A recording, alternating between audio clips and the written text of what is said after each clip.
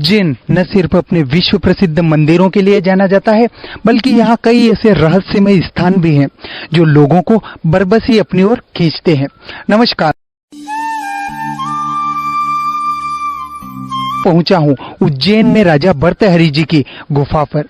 क्या इस स्थान से चारों धाम जाने का रास्ता वास्तव में मौजूद है? क्या यह गुफा आज भी साधुओं की तपस्थली है?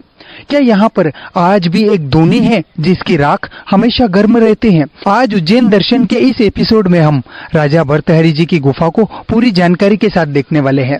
इसकी दूरी उज्जैन जंक्शन से मात्र 3.5 किलोमीटर है और उज्जैन से बाहरी क्षेत्र में बिल्कुल शांत वातावरण में है।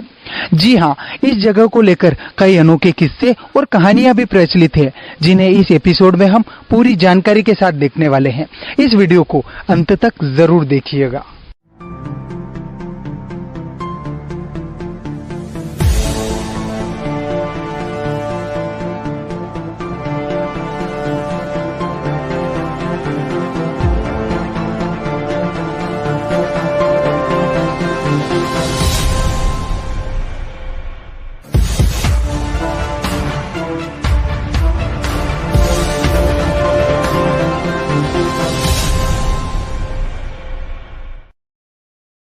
दोस्तों, सबसे पहले हम आपको बताते हैं कि क्यों है यह गुफा खास और यहाँ पर मुख्य रूप से 2 गुफाएं हैं।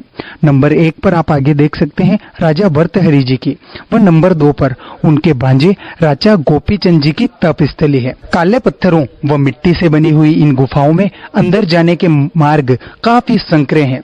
लोग झुककर और बैठकर जाते हैं। हवा की भी बहुत कमी होती है।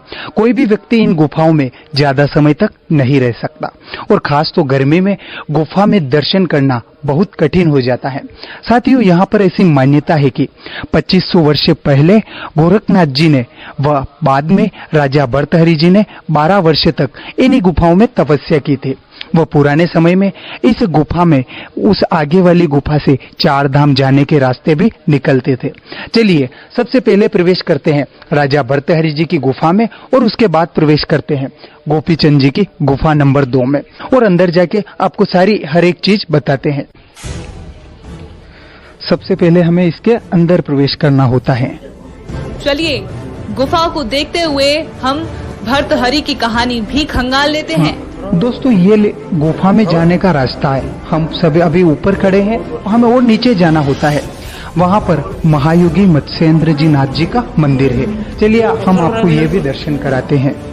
उज्जैन की प्राचीन परंपरा में भर्तृहरि उज्जैन के राजा, तपस्वी और लेखक रहे हैं। 3 शतकों की रचना की जाने के कारण उन्हें एक उत्तम लेखक माना जाता है।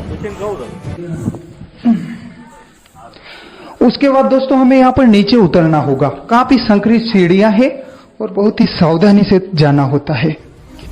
दोस्तों, भर्तृहरि जी के इतिहास और कहानी के बारे में विद्वानों के अलग अलग मत हैं। हम उन सभी तथ्यों को छूने की कोशिश करेंगे।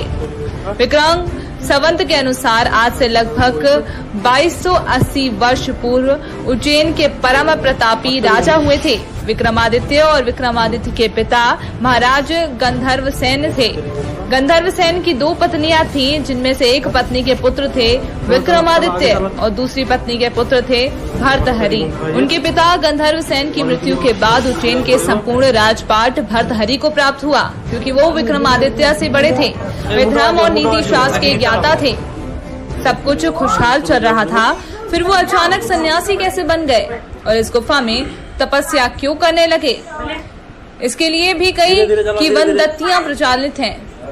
यहाँ पर जो आप देख सकते हैं, यहाँ पर 3 मंदिर और हैं और यहाँ पर और आगे जाने का रास्ता है। चलिए और आगे चलते हैं।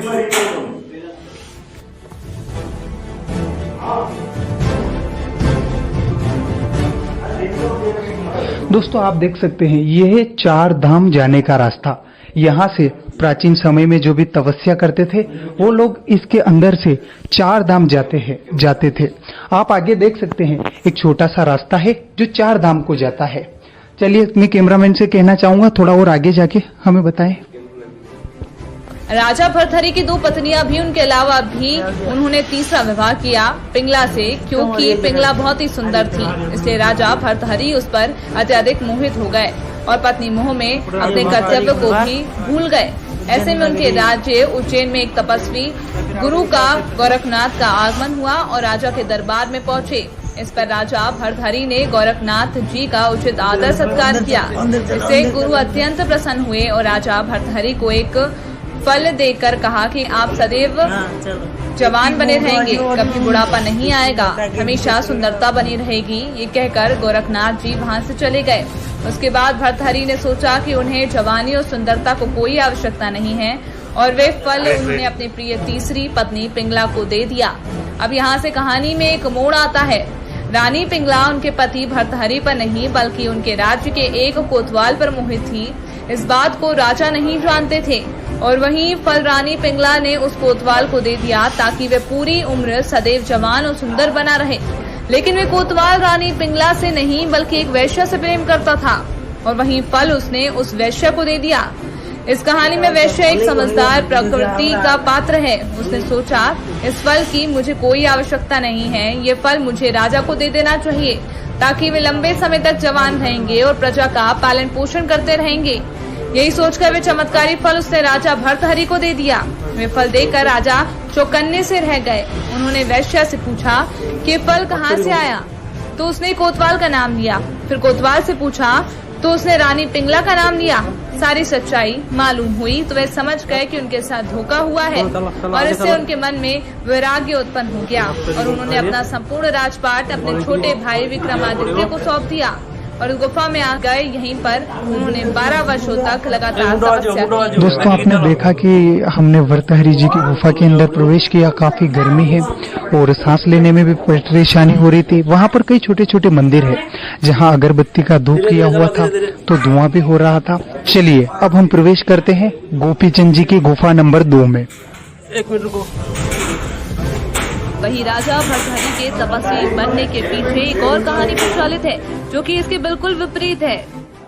तो आप देख सकते हैं यहाँ पर कितनी ये जो छोटी छोटी और हमें झुक के चलना पड़ता है। अंधेरा भी है, हालांकि यहाँ प्रकाश की व्यवस्था की गई है। यहाँ पर एक वो छोटा सा कक्ष था, उसके आगे एक छोटा सा कक्ष और है। आप यहाँ पर देख सकते हैं ये सारे पत्थर के खंभे हैं और बड़ी बड़ी जो चट्टाने हैं वो यहाँ लगाकर ऊपर चट्टाने डाल रखी हैं। ये देख लीजिए आप, गोपीनाथ जी की दूनी है।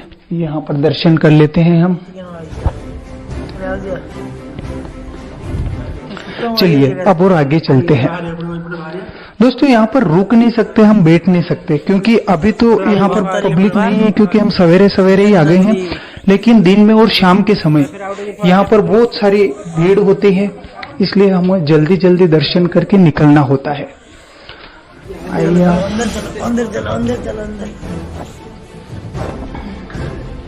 ये देख लीजिए, यहाँ पर एक शिवलिंग है, नीलकंठेश्वर महादेव जी का मंदिर है। चलिए दर्शन कर लेते हैं।